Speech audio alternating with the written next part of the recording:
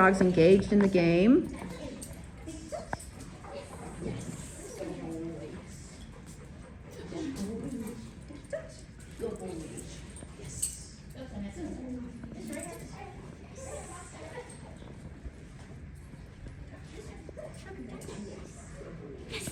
Nice job.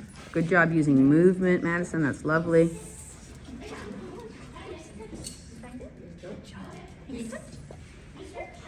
Yeah, cheater, cheater.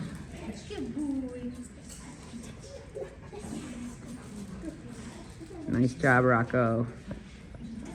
Very good. So when we start becoming animated and having fun with our dogs, it's a lot easier for them to have fun and pay attention to us, right? Suddenly our dogs are looking at us a little bit more. They're paying attention to us rather than the other dogs. We're not barking at each other anymore. We're playing a game. So you can use this